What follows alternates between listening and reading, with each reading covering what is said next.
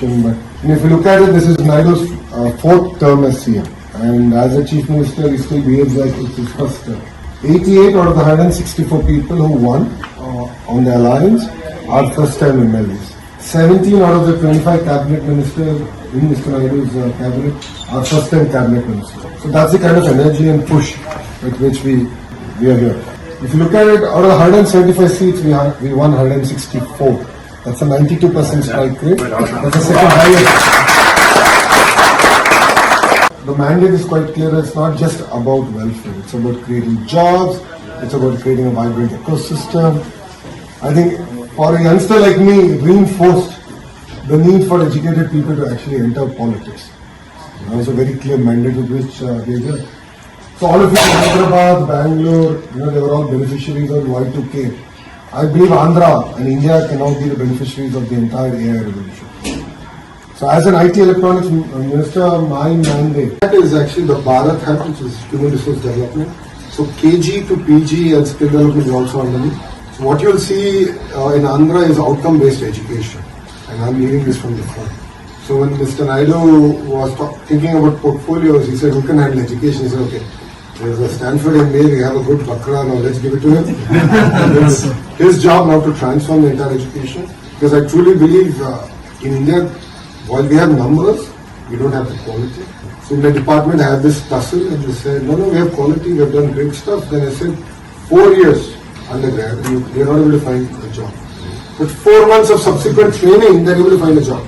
Then there's fundamentally wrong, something wrong with education. And two, I believe that government education is a very, very important role to play in society.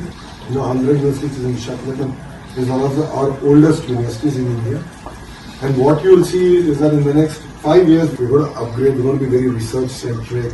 I was talking to a few of the colleagues here, why should we promote India to American companies or European companies? Why can't we create such companies in India? And I think that's what excites us. And it's our time this time around. But for that, we need strong, high-quality education. We need the entire, the startup ecosystem. I think we need to do a lot more. It can't just be about 1-2 cities. I think India has fought every term of his. So when he discussed this entire revolution with the Honorable Prime Minister, Modi ji, he said, right, sir, do it in Andhra and you will take it to the nation. So I think everyone is looking at what we're going to do. Everyone is looking at what Andhra will do. And I think we will have a great model that we can now take it to the nation. Andhra Pradesh, all of you know, is now the new state post the bifurcation. It lends itself to unique opportunities. Crisis is an opportunity. And it lends itself to that opportunity to be manufacturing, mobility, to be renewable energy, to be the entire electronics manufacturing, which is China plus one strategy the world is adopting. To be even things like aqua, defense, petrochem, bioenergy, the big thrust area. So as a state, because unlike other states which have capital in the center of their universe, because of historical reasons and geographic reasons, everything is centered. In our case, we are like, let's decentralize, go to every district and transform each and every district.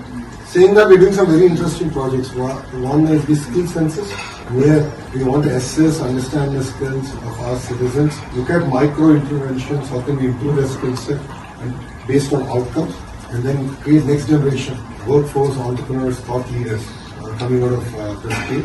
Parallelly, I'm doing a project which is, I call it the family scorecard. The idea is how can I analyze the family from a 360 degree and actually do micro interventions, pull them out of the cycle of poverty. So we call this the 4P. All of you have heard about the 3 Ps, right? Private-public partnership. So we are adding people to it. See, all of us are beneficiaries of good education, great exposure, a little bit of luck. Using WhatsApp as a platform on speed and ease of living. Basic government delivery, how can we make it better?